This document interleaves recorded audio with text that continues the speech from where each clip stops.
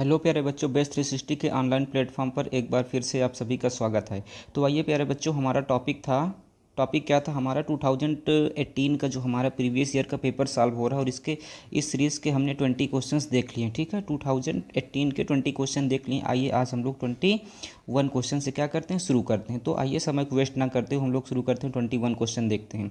चलिए मूव करते हैं क्वेश्चन 21 पे। देखिए प्यारे बच्चों, 21 क्वेश्चन क्या कह रहा है आपका, ध्यान दीजिएगा, ठीक। देखिए 20 तक हो गए थे और 21 आपका कह रहा है linguistic are the scientific study of language. देखिए देखिए प्यारे बच्चों, लिंग्विस्टिक क्या होता है। लिंग्विस्टिक का मतलब ये होता है, ये लिंग्विस्टिक का मतलब होता है जो लोग स्टडी करते हैं, क्या करते हैं, स्टडी करते हैं लैंग्वेज का। लैंग्वेज मतलब बहुत सी लैंग्वेज होती है ना, हिंदी इंग्लिश या जो भी ढेर तरीके की लैंग्वेज है, उनके विषय में हर एक चीज़ की अपनी क्या होती है, स्टडी होती है। जो लोग उसके विषय में स्टडी करते हैं उसे क्या बोलते हैं, लिंग्विस्टिक बोलते हैं, ठीक। तो जो लिंग्विस्टिक है ये देखिए सिंगुलर है। अब सिंगुलर इसके साथ वर्ब कैसी आएगी, सिंगुलर आएगी। लेकिन यहाँ देखिए प्यारे बच्चों क्या लिया गया है, सिंगुलर नहीं लेकर के यहाँ क्या लिया गया है, यहाँ पर प्लूरल वर्ब लिया गया है ना। तो इसलिए ये आपका क्या हो जाएगा, गलत हो जाएगा, ठीक। तो अगर इसको आप सही करके लिखेंगे, तो कैसे लिख सकते हैं ना। तो ये आपका गलत है, मैंने क्या कहा, अगर इसको सही करके लिखेंगे तो आप ऐसे लिख देंगे, है ना, कि लिंग्विस्टिक, ठीक है, लिंग्विस्टिक आर नहीं बल्कि क्या हो जाएगा, इज़ द साइंटिफिक, ठीक है, साइंटिफिक। मेरे साथ साथ आप भी नोट करते चलिए। साइंटिफिक क्या है, स्टडी है ऑफ क्या, ऑफ लैंग्वेज, ठीक, ऑफ लैंग्वेज। क्लियर। तो ये आपका सही हो गया। आइए क्वेश्चन नंबर 22 देखते हैं। देखिए प्यारे बच्चों, क्वेश्चन 22 आपका क्या कह रहा है। चलिए क्वेश्चन 22 देखिए। 22 कह रहा है, ध्यान दीजिए, कह रहा है he has to go to the school daily. प्यारे बच्चों देखिए, मैं आपको ये बता दूं, जैसे कि इतने वर्ड ना, देखिए यहाँ भी गलत है। क्यों गलत है, यहाँ पर आर्टिकल द नहीं होगा। क्यों नहीं होगा, देखिए रीजन जान लीजिए। आर्टिकल द इसलिए नहीं होगा क्योंकि जैसे मान लीजिए स्कूल है, प्यारे बच्चे आप जान लीजिए क्या है, स्कूल है या फिर क्या है, कॉलेज है। स्कूल है, कॉलेज है या चर्च है, क्या है, चर्च है, या फिर यूनिवर्सिटी है, क्या है प्यारे बच्चों, यूनिवर्सिटी है, ठीक। स्कूल, कॉलेज, चर्च और यूनिवर्सिटी, ठीक। इस तरीके से, या हॉस्पिटल है, क्या है, हॉस्पिटल है ना, या फिर बेड है, क्या है, बेड है। अगर ये इतनी चीज़ें हैं, और भी हो सकती हैं। अगर इनका आप यूजुअल यूज़ कर रहे हो ना, पर्सनल यूज़ कर रहे हो, क्या कर रहे हो प्यारे बच्चे, पर्सनल यूज है, ठीक है। ये समझिए क्या है, पर्सनल यूज। पर्सनल यूज मतलब यहाँ पर सेल्फ का बेनिफिट है, क्या है, अपने खुद के स्वार्थ के लिए। मतलब कि जब ये इन सभी जगहों पर आप अपने खुद के काम के लिए जाते हैं, किसी दूसरे काम के लिए नहीं जाते, अपने खुद के सेल्फ उसमें, अगर वहाँ पर जाने पर किसका लाभ है, आपका लाभ है। तो इनके पहले अगर आर्टिकल द आया प्यारे बच्चों, तो ये आपका क्या माना जाता है, गलत माना जाता है। ये आपका क्या माना जाएगा, गलत माना जाएगा, ठीक। इनके पहले आर्टिकल द नहीं आएगा, ठीक। देखिए मैंने क्या कहा, स्कूल है, हाँ स्कूल है, कॉलेज है, चर्च है, यूनिवर्सिटी है, हॉस्पिटल है, बेड है। अगर इन चीज़ों को आप अपने खुद के उपयोग में ला रहे हैं और यहाँ पर जाने से आपका खुद का भला हो रहा है, खुद का सेल्फ बेनिफिट हो रहा है ना, अपने खुद के स्वार्थ के लिए जा रहे हैं, तो उसके पहले आर्टिकल द नहीं आएगा। लेकिन अगर किसी दूसरे का स्वार्थ, इसमें अपने खुद के स्वार्थ से नहीं जा रहे हैं, पर्पज इसका दूसरा है, तब उसके पहले आर्टिकल द आ जाएगा, ठीक। आइए देखते हैं कैसे। अब जैसे देखिए, कह रहा he has to go to the school daily, उसे रोजाना स्कूल जाना पड़ता। अब ये बताइए, जब उसे स्कूल जाना पड़ेगा तो स्कूल जाने में उसका उसी का तो लाभ है, किसी दूसरे काम के लिए थोड़े ना जाएगा। तो ये आपका गलत है ना, तो इसके पहले आर्टिकल द नहीं लेगा ना। तो इसको सही करके कैसे लिखेंगे, इसको ऐसे लिखेंगे, ही हैज़ टू गो ना, he has to go to the, नहीं बस क्या, स्कूल, उसके बाद क्या, डेली, उसे स्कूल डेली जाना पड़ता है ना। अगर इसको देखिए, अगर द आपको लगाना है तो आपको जैसे स्कूल के पहले द लगाना है तो द आप ऐसे लगा सकते हैं, जैसे कहते हैं माय फादर ना, माय फादर इज़ गोइंग, ये कह लीजिए, my father is going to the school, to the क्या है, स्कूल, टू पे, टू पे क्या, फीस, ठीक, टू पे फीस। अब देखिए प्यारे बच्चों, जो फादर जाएंगे स्कूल तो फादर का पर्पस क्या होगा, रोजाना तो जाएंगे नहीं फीस जमा करने। अब फीस जमा करने में उसका खुद का फ़ायदा तो उनका है नहीं, तो इसलिए स्कूल के पहले, चर्च के पहले, कॉलेज के पहले, यूनिवर्सिटी के पहले आर्टिकल द आ जाएगा। लेकिन जब ऐसी जगहों पर अपने खुद के पर्पज़ के लिए जाता तो उसके पहले आर्टिकल द नहीं आता। क्लियर। तो आशा है समझ में आ गया होगा। तो आपका ये वाला सही हुआ, मैंने एक दूसरे एग्जाम्पल भी आपको दे करके बता दिया। आइए क्वेश्चन नंबर 23 देखते हैं। देखिए प्यारे बच्चों, क्वेश्चन 23 को देखते हैं।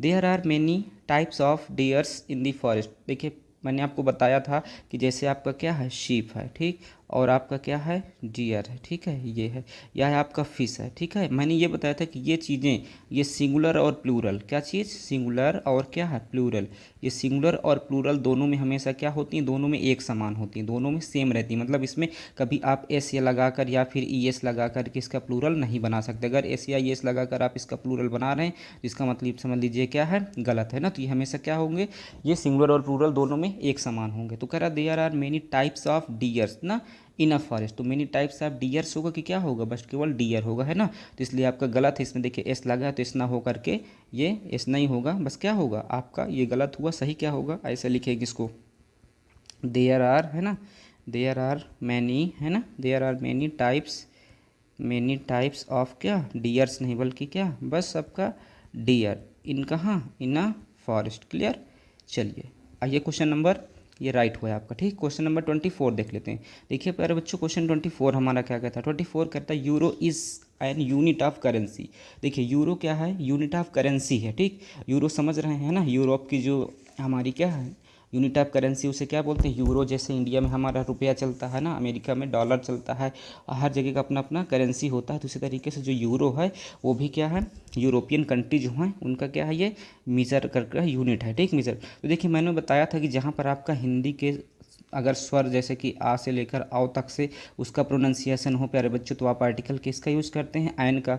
और अगर का से लेकर ज्ञा तक का उच्चारण हो तो किसका यूज़ करते हैं, ए का यूज़ करते हैं, ठीक। देखिए कैसे, जैसे देखिए कह रहा है यूरो ना, यूरो इज़, अब यूरो तो ठीक है, यूरो पहले कोई आर्टिकल नहीं लिया, कोई दिक्कत नहीं, इज़ अ यूनिट। अगर देखिए आप इसको कह रहे हैं यूनिट बोलेंगे, क्या बोलेंगे, यूनिट बोलेंगे। तो यूनिट में देखिए क्या आ रहा है, या आ रहा है ना, या आ रहा। अब यार देखिए स्वर है कि व्यंजन है, तो आप कहेंगे व्यंजन है, तो व्यंजन के लिए आर्टिकल क्या आता है, ए आता है। और किसके लिए, और स्वर के लिए क्या आता है, आयन आता है ना। तो यूनिट ऑफ करेंसी, है ना। तो देखिए भले यहाँ पर यू वावल हमारा लिखा हुआ है, यू वावल लगा होने के बावजूद भी हमारा आर्टिकल आयन नया करके क्या आएगा, ए आएगा। क्यों आएगा, क्योंकि अगर इसका हिंदी से प्रोनाउंसिएशन करेंगे तो क्या निकल रहा है, या निकल रहा है, यूनिट। तो या निकल रहा है, तो या हमारा व्यंजन है, तो व्यंजन के पहले ए आता है और स्वर के पहले क्या आता है, आयन आता है। क्लियर। तो इसको आइए सही करके लिख लेते हैं। देखिए ये तो आपका गलत हुआ है ना, सही करके आपको लिखते हैं इसको। तो क्या हो जाएगा, यूरो, देखिए यूरो इज़ अ क्या, इज़ अ यूनिट ऑफ क्या, करेंसी। क्लियर।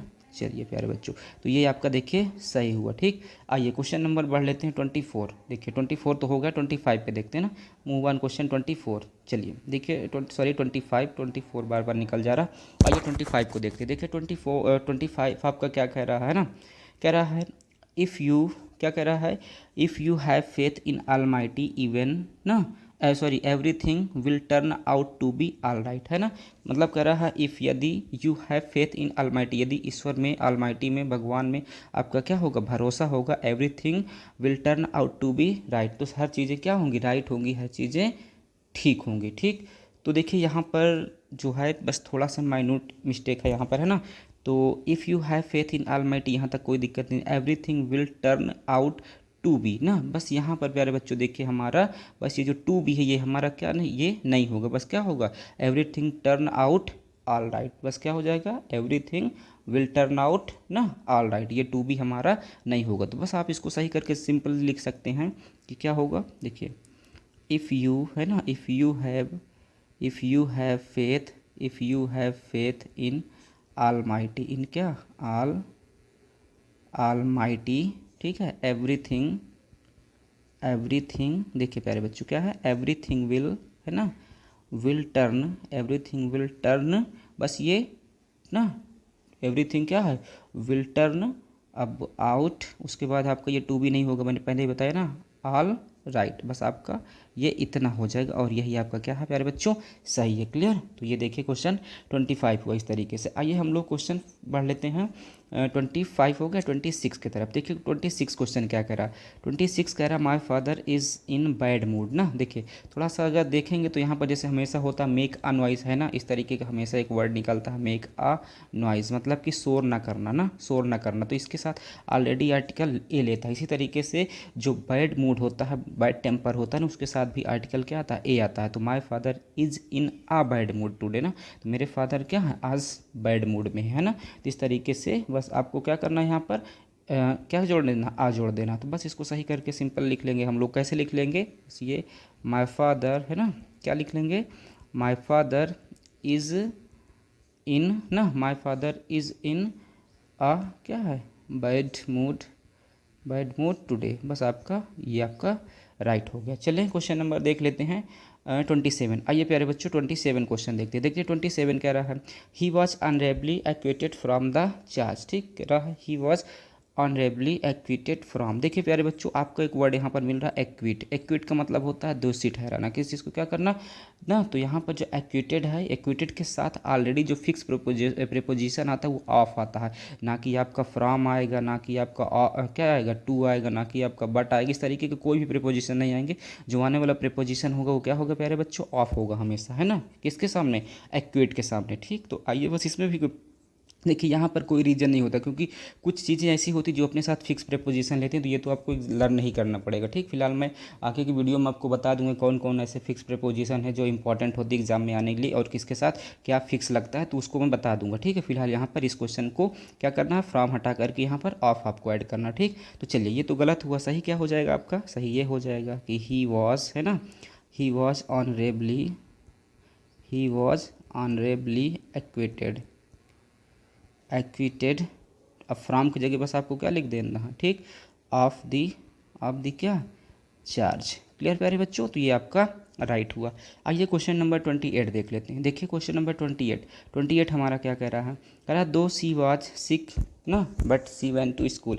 अब देखिए यहाँ भी जो आपका कंजक्शन क्या है, बट है, बट की जगह आपको क्या करना है, येट करना, बट की जगह क्या करना है, येट करना, क्योंकि जो येट होता है और ये जो दो है क्या है, दो है ना, या येट है, ये आल दो है ना, आल क्या है, आल दो है। इस तरीके के जो वर्ड आपको होते हैं प्यारे बच्चों, ये आपको कंट्रास्ट दिखाते हैं। क्या दिखाते हैं, कंट्रास्ट। कंट्रास्ट का मतलब विरोध दिखाते हैं। क्या दिखाते हैं, विरोध। और अगर हिंदी अर्थ आप निकालेंगे तो भी आप समझ जाएंगे। और इसका मतलब होता है ना फिर भी, क्या होता है, फिर भी होता है। ठीक है प्यारे बच्चे, येट का मतलब क्या होता है, फिर भी होता है, और बट का मतलब होता है लेकिन। देखिए दो सी वाज सिक, यद्यपि वो क्या थी, बीमार थी, but she went to school, लेकिन वह स्कूल गई, ये सही लगेगा। या फिर आप ऐसे कहिए कि दो सी वाज सिक, यद्यपि वो बीमार थी फिर भी स्कूल गई, तो कौन सा, तो कहीं ना कहीं आप कहेंगे कि सर ये क्या है, though she was sick yet she went to school, मतलब यद्यपि कि वो बीमार थी फिर भी स्कूल गई, है ना, यद्यपि बीमार है और स्कूल भी जा रही, तो दोनों में क्या दिखा रहा है, कंट्रास्ट दिखा रहा। और कंट्रास्ट दिखाने के लिए आपको क्या करना पड़ता है, येट का यूज़ करना पड़ता है। बस तो आइए हम लोग इसको भी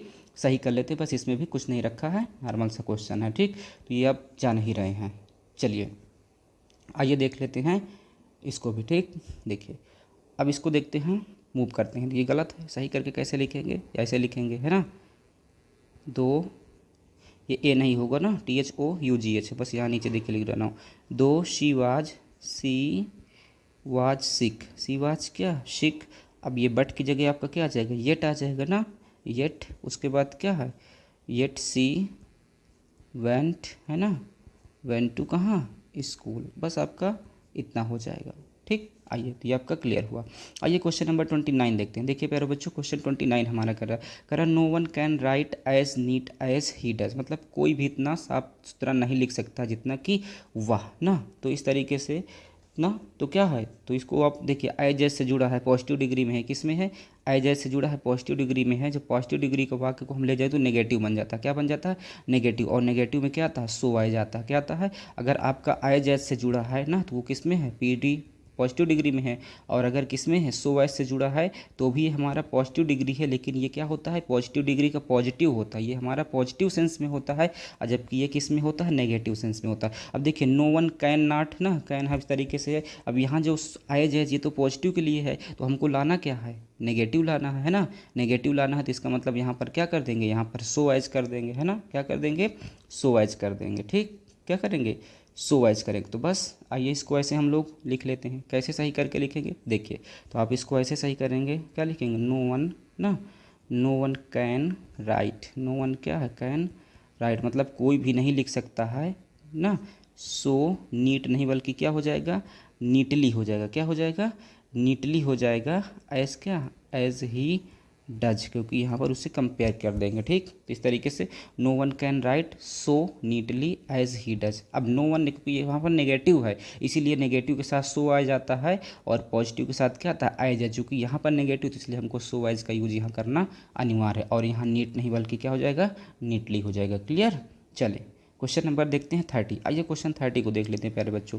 क्वेश्चन 30 क्या कह रहा है, if I knew this before I would have surely told you ना, कह रहे हैं if I had knew this before ना I would have surely told you, यदि मैं इसे पहले से जानता होता तो मैं तुम्हें निश्चित रूप से बताता। तो देखिए प्यारे बच्चे, जब दो क्लॉज हो ना, जब क्या हो, दो क्लॉज हो, तो जब दो क्लॉज होती हैं एक साथ में ना, तो जो पहली वाली क्लॉज होती है, ठीक, जब पहली वाली क्लॉज होती है वो हमारा सिंपल पास्ट में जाती है। किस में जाती है, सिंपल पास्ट में जाती है। और जो दूसरी वाली क्लॉज होती है वो हमारी किस में जाती है, वो हमारी जो जाती है फ्यूचर में जाती है। किस में जाती है, फ्यूचर में, ठीक, फ्यूचर में जाती है। अब देखिए आई वुड हैव श्योरली टोल्ड ना, फ्यूचर परफेक्ट में, ये तो हमारी फ्यूचर परफेक्ट में है, कोई दिक्कत नहीं है।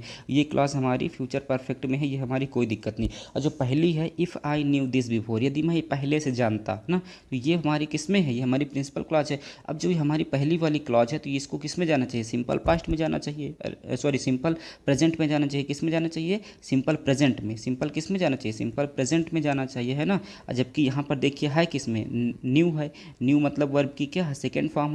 और वर्ब की सिंपल सेकेंड फॉर्म किस में होती है, सिंपल पास्ट में होती है। किस में होती है, सिंपल पास्ट में होती है। और जबकि इसे जाना किस में चाहिए, सिंपल प्रेजेंट में जाना चाहिए, है ना। तो न्यू नो हो करके सिंपल प्रेजेंट का आपको पता है कि वर्ब की फर्स्ट फॉर्म आती है, या तो उसमें सब्जेक्ट हमारा ही सी इट सिंगुलर रहता है तो यस या ईएस आता है, और I we you they plural subject तो वर्ब का केवल फर्स्ट फॉर्म आता है। तो यहाँ पर जो न्यू है ये क्या है, वर्ब का सेकेंड फॉर्म है, बस हमारा क्या हो जाएगा, वर्ब का फर्स्ट फॉर्म हो जाएगा। क्लियर। तो आइए इसको सही करके कैसे लिखते हैं, ऐसे लिख देंगे ना, क्या लिखेंगे, इफ़, क्या लिखेंगे, इफ़ यदि आई ना, इफ़ आई नो, न्यू की जगह क्या हो जाएगा, नो दिस बिफोर, नो क्या है, दिस बिफोर, यदि मैं इसे पहले जानता होता या काश मैं इसे पहले जानता होता तो क्या, आई वुड हैव ना, आई क्या है, would have surely, I would have surely told you, surely क्या है, टोल्ड यू, ठीक। क्लियर। तो ये प्यारे बच्चों आपका राइट हुआ। आइए क्वेश्चन देखते हैं 31। देखिए 31 क्या कह रहा है,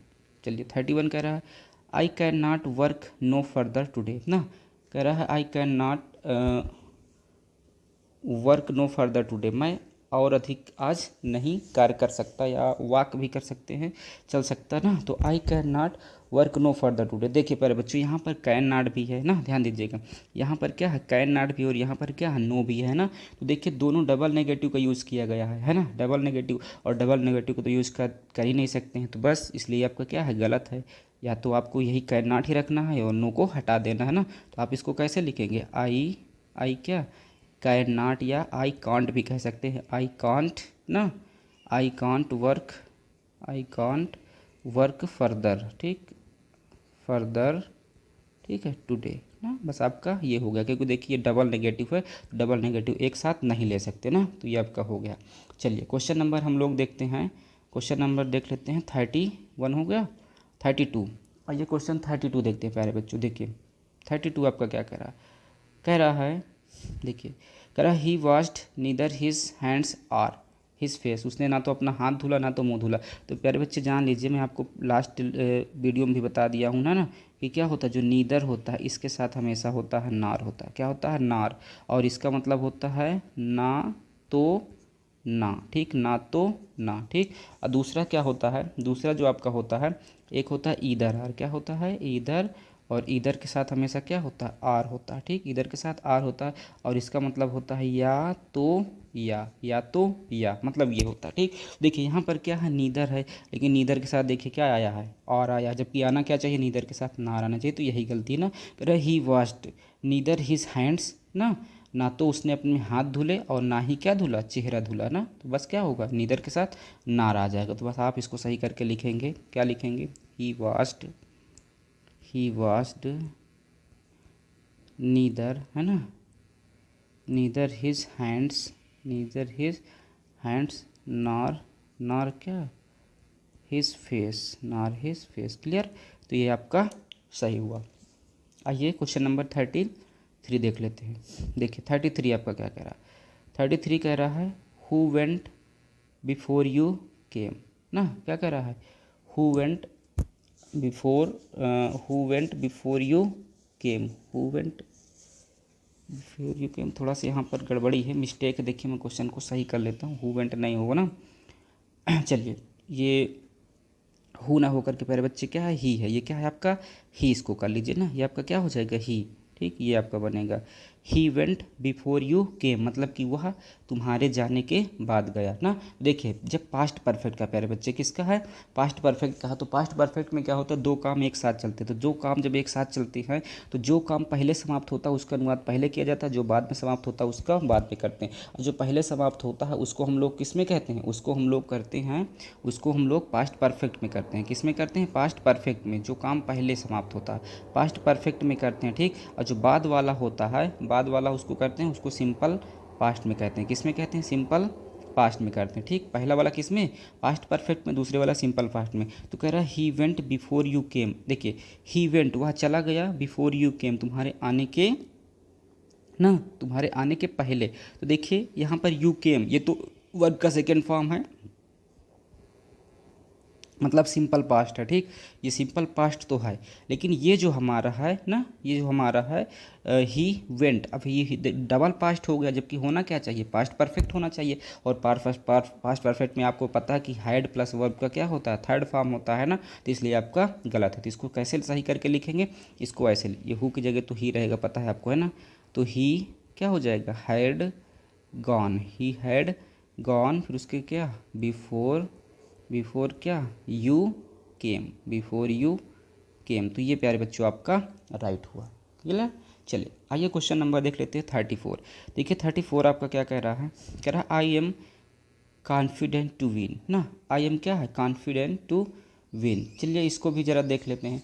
तो I am confident to win, अब देखिए जैसे यहाँ पर भी फिक्स प्रीपोजिशन की बात हो रही है, तो जो यहाँ पर क्या है, आई एम कॉन्फिडेंट, तो कॉन्फिडेंट के साथ हमेशा जो आपका आने वाला प्रीपोजिशन वो प्यारे बच्चे क्या आता है, ऑफ आता है। इस पर कोई भी रूल रेगुलेशन नहीं लगता, वो ऑफ आएगा। ठीक, वहाँ पर टू या बट या एट या इस तरह का कोई भी प्रीपोजिशन नहीं होगा ना। तो इसको हम लोग सही करके लिखेंगे, तो कैसे लिखेंगे, ये तो गलत हुआ है ना, सही करके कैसे लिखेगा, आप ऐसे लिखेंगे ना, आई एम क्या, कॉन्फिडेंट है ना, ऑफ, ऑफ क्या, ऑफ, अब यहाँ पर विन ना हो करके क्या हो जाएगा, विनिंग हो जाएगा। क्लियर, तो ऑफ विनिंग। चले क्वेश्चन नंबर देख लेते हैं, कौन सा देख लेते हैं, क्वेश्चन नंबर देख लेते हैं 35। चलिए 35 देखिए आपका क्या कह रहा है, ध्यान दीजिए।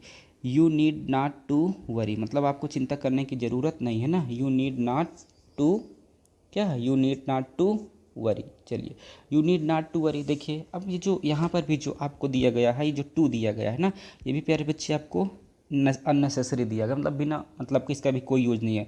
तो बस मतलब आपको चिंता करने की ज़रूरत नहीं है, तो आप इसको सिंपली कह दीजिए ना, क्या कह दीजिए, यू है ना, need not worry, you need not क्या, वरी, मतलब आपको चिंता करने की ज़रूरत नहीं है। बस आपका ये भी क्या हो गया, राइट हो गया ना, इसके पहले टू लगाने की ज़रूरत नहीं है। क्लियर, आइए क्वेश्चन नंबर 35 हो गया, 36 देख लेते हैं। देखिए 36 प्यारे बच्चों, 36 आपका क्या कह रहा है, योर एग्जामिनेशन विल बी ना बिगिन फ्रॉम मंडे, आपका जो एग्जामिनेशन है वो कब से शुरुआत होगा, मंडे से। चलिए मेरे बच्चे समझ लीजिए, जब भी आपको टाइम दिखाना हो, क्या दिखाना हो, कोई भी जब आपको टाइम दिखाना हो ना, टाइम दिखाना हो, तो टाइम मतलब या कोई डेट दिखाना हो, कोई क्या दिखाना हो, डेट दिखाना हो, डेट टाइम इस तरीके का जो भी होता है, तो वहाँ पर जो आता है फिक्स प्रीपोजिशन, या ना कोई डे दिखाना हो, दिन दिखाना, तो हमेशा प्रीपोजिशन क्या होता है, क्या होता है, ऑन होता है, ना कि इफ़ होगा, ना तो फ्राम होगा, ना तो कुछ नहीं होगा, ये हमेशा क्या होगा, ऑन होगा। क्लियर, जैसे ऑन मंडे, ऑन संडे ना, I was born on Monday, Mahatma Gandhi was born on 2 अक्टूबर, मतलब जैसे कुछ भी कह लीजिए आप, डेट ऑफ बर्थ अपना बताएंगे, आई वॉज बॉर्न ऑन 4 सितंबर या 4 जनवरी, कुछ भी कह लीजिए इस तरीके से। तो हमेशा डेज और इस तरीके के पहले क्या आपको ऑन का यूज़ करना है, ना कि फ्रॉम का। क्लियर, तो चलिए आइए हम लोग इसको सही करके लिखते हैं। तो क्या हो जाएगा, योर है ना, योर क्या, एग्जामिनेशन, योर क्या हो जाएगा, योर एग्जामिनेशन विल, विल क्या है, बिगिन ना, मतलब आपकी परीक्षाएं जो शुरू होंगी, कब से शुरू होंगी, फ्रॉम नहीं बल्कि क्या, ऑन मंडे, ऑन क्या प्यारे बच्चे, मंडे। क्लियर, तो ये आपका क्लियर हुआ। आइए क्वेश्चन नंबर 30, चलिए 37, क्वेश्चन 37 देख लेते हैं। देखिए 37 क्या कह रहा है, कह रहा है one of his family member is a क्या, ब्रिगेडियर, कह रहा है one of his family member ना इस ब्रिगेडियर, उसके फैमिली का एक मेंबर जो है क्या है, ब्रिगेडियर है। One of his family member is a क्या, ब्रिगेडियर, ठीक, चलिए one of his family member, तो इसको अगर सही करके लिखेंगे तो one of his family member ना, one of his family members ना, वन ऑफ क्या हो जाएगा, one of his family members is brigadier. तो ये जो है आपका गलत है, इसको देखिए कैसे सही करके लिखेंगे, तो इसको आप ऐसे लिखेंगे ना, कैसे लिखेंगे, वन ऑफ है ना, वन ऑफ द क्या है, members of, one of the क्या है, members, one of the members of his family, of क्या है, his family is a brigadier, is a क्या है, ब्रिगेडियर। प्यारे बच्चे ये आपका सही हुआ, ठीक। One of the members of his family, उसके फैमिली का एक मेंबर क्या है, ब्रिगेडियर है।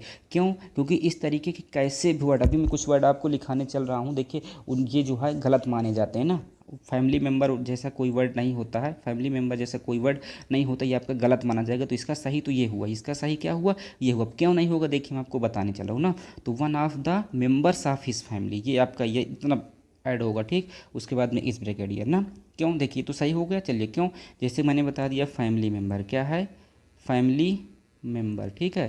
फैमिली मेम्बर इस तरीके का कोई चीज़ नहीं होता, गलत माना जाता है। या कुछ लोग कहते हैं क्या, मिडल ऑफ द रोड, क्या कहते हैं ना, सेंटर ऑफ द रोड ना, ये कहते हैं ना सेंटर, है ना, सेंटर ऑफ द रोड ये भी कहते हैं। तो ये भी प्यारे बच्चों आपका गलत होता है। या कहते हैं क्या कहते हैं, गाड़ी क्या हो गई, मैं बाइक चला रहा था, बाइक मेरी क्या हो गई, बाइक मेरी डिसबैलेंस हो गई। क्या हो गई प्यारे बच्चे, डिसबैलेंस हो गई ना, डिसबैलेंस। तो डिसबैलेंस नाम का भी इंग्लिश लैंग्वेज की दुनिया में कोई वर्ड नहीं होता है। इस तरीके से समझ लीजिए बहुत ऐसे वर्ड है जो कि हमारे क्या माने जाते हैं, डिसबैलेंस नहीं, हमेशा क्या होता है, इम्बैलेंस होता है, डिसबैलेंस नहीं होती है ना। या कोई कह रहा है अगर रोड पे चलेगा तो सेंटर पे चलेगा, ये रोड है क्या, इधर से रेडियस नाप के चलेगा एकदम सेंटर में, जैसे कहते he walks in the centre of the road, तो सेंटर में नहीं चलेगा, मिडल में रोड में चल जाता है ना। फैमिली मेंबर्स नहीं होता, मेंबर्स ऑफ द फैमिली होता है, ठीक। फैमिली मेंबर नहीं होता, मैंने बता दिया क्या होता है, मेंबर ऑफ द फैमिली होता है। इसी तरीके से बहुत ढेर सारे वर्ड हैं ना जिसको साथ हम लोग गलत एक्सप्रेशन का यूज करते, तो ये आपको सही बता दिया कि नहीं, सेंटर नहीं हो सकता, डिसबैलेंस नहीं होता। हमेशा हम लोग बोलते हैं मेरी बाइक डिसबैलेंस हो गई, मैं गिर गया। प्यारे बच्चे डिसबैलेंस अगर आप कहते हैं आपका गलत, हमेशा क्या होगा, इम्बैलेंस होता है। क्या होता है, इम्बैलेंस होता है, ठीक है।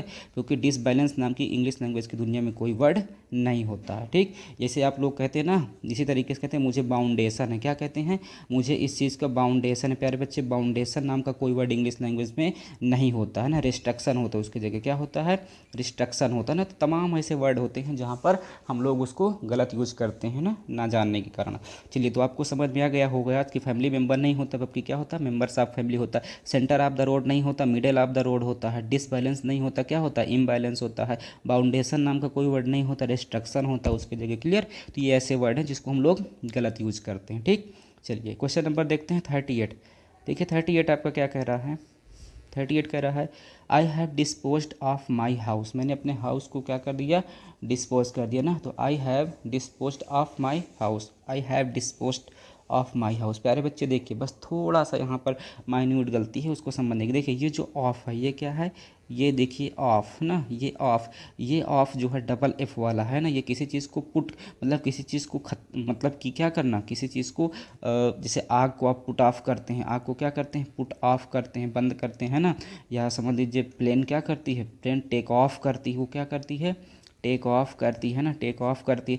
या हम लोग बल्ब को क्या करते हैं, बल्ब को स्विच ऑफ करते हैं, क्या करते हैं, स्विच ऑफ करते हैं ना। तो इस तरीके से आपका ऑफ आएगा, लेकिन जो घर को डिस्पोज किया तो इसके साथ ऑफ ना करके क्या आता है, ये ऑफ आता है, ठीक, क्लियर। तो देखिए यहाँ पर ऑफ किया है ना, तो बस यही गलती, तो बस ये क्या हो जाएगा, ये गलत हुआ। सही कैसे लिखेंगे, सही ऐसे लिखेंगे है ना, आई हैव क्या, disposed, I have disposed of my क्या, हाउस, क्लियर। तो ये हुआ। आइए क्वेश्चन नंबर देख लेते हैं 39। देखिए प्यारे बच्चे 39 क्या कह रहा है, 39 कह रहा है they said under the shade of the tree, ये क्या मतलब हुआ, ठीक। देखिए दे सेड नहीं, थोड़ा सा सेट होगा, क्या होगा, सेट होगा प्यारे बच्चे ना। इसको देखिए सही कर लीजिए, सेट मिसप्रिंट हो जाता है टाइप में, इसको माइंड ना करिएगा ना। तो क्या होगा, दे सेट क्या हो जाएगा, they set under the shade of the tree ना, वो पेड़ के कहाँ है, शेड में बैठा है ना। शेड मतलब देखिए क्या होता है, शेड का मतलब होता है आपको पता ही है ना, शेड का मतलब क्या होता है, शेड का मतलब होता है, ठीक, पेड़ की जो छाया होती है ना। तो they set in the shade of a tree है ना। तो शेड का मतलब होता है छाया, और एक होता है क्या होता है शैडो होता है, क्या होता है शैडो, शैडो होता है परछाई, क्या होता है परछाई होता है ना, परछाई होता है। तो कोई दिक्कत नहीं है, they sat under the shade of the tree, वो कहाँ बैठे हैं पेड़ के छाया के नीचे बैठे हैं, कोई दिक्कत नहीं। तो ये आपका क्या है सही है ना। कभी कभी क्वेश्चन सही भी दिया रहता है, इसका मतलब हम थोड़े ज़बरदस्ती का गलती ढूंढेंगे, तो इसमें कोई दिक्कत नहीं है ये। लेकिन अगर इसकी जगह शैडो दे देता तो शैडो परछाई में थोड़े कोई बैठता है, पेड़ की कहाँ बैठता है छाया में बैठता है, तो गलती हो जाती। लेकिन यहाँ पर शेड ऑलरेडी दिया है तो कोई दिक्कत नहीं, सही है। आइए क्वेश्चन नंबर 40 देखते हैं। देखते हैं प्यारे बच्चों क्वेश्चन 40 क्या कर रहा है। देखिए 40 ध्यान दीजिएगा ना, कह रहा है देखिए कह रहा है आई इधर दो children or my son have damaged this window ना, कह रहा है इधर माई ना, क्या कह रहा है इधर दो children or my son have damage this window है ना।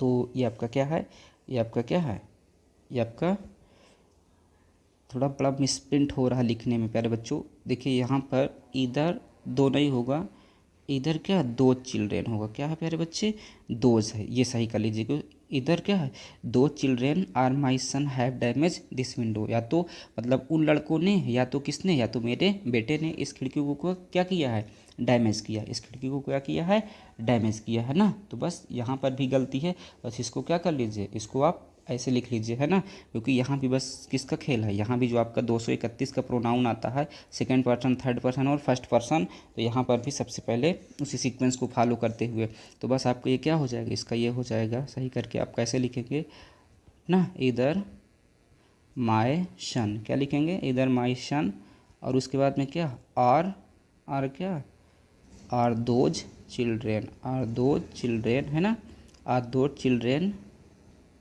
हैव फिर क्या डैमेज्ड, क्या है डैमेज्ड दिस क्या विंडो है ना, दिस विंडो, मतलब इसका मतलब ये हुआ कि या तो मेरे बेटे ने या तो उन लड़कों ने इस विंडो को क्या किया है डैमेज किया। क्लियर। तो देखिए तो हमारे कितने क्वेश्चन हो गए, क्वेश्चन हो गए हमारे ना 20 क्वेश्चन हमने इसके पहले की वीडियो में देखा, और 20 क्वेश्चन हमने फिर देखा। तो इस तरीके से 2018 सीरीज़ के हमारे कितने क्वेश्चन हो गए, 2018 के हमारे 40 क्वेश्चन प्यारे बच्चे हो गए। कितने हो गए 40 क्वेश्चन हमारे हो गए ना, कितने हो गए 40 क्वेश्चन हमारे हो गए। तो मैं चाहूँगा कि आज के लिए इतना ही पर्याप्त है ना। फिर से हम लोग 41 से कल से हम लोग क्या करेंगे, कल से मतलब नेक्स्ट वीडियो में 41 से हम लोग आगे कंटिन्यू करेंगे। आज के लिए इतना पर्याप्त है, मिलते हैं आपसे नेक्स्ट वीडियो में है ना। अब बस चैनल को लाइक करिए, सब्सक्राइब करिए, शेयर करिए है ना, शेयर लाइक और जो है सब्सक्राइब करना मत भूलिए। देखिए मैं बीच में आपको नहीं कहता हूँ, लास्ट में ही केवल कहता हूँ, ठीक है। तो हम लोग फिर से मिलते हैं इसी 2018 सीरीज़ के क्वेश्चन नंबर 41 से नेक्स्ट वीडियो में हम लोग बात करते हैं। क्लियर। तो आज के लिए इतना पर्याप्त है। Okay bye bye, take care.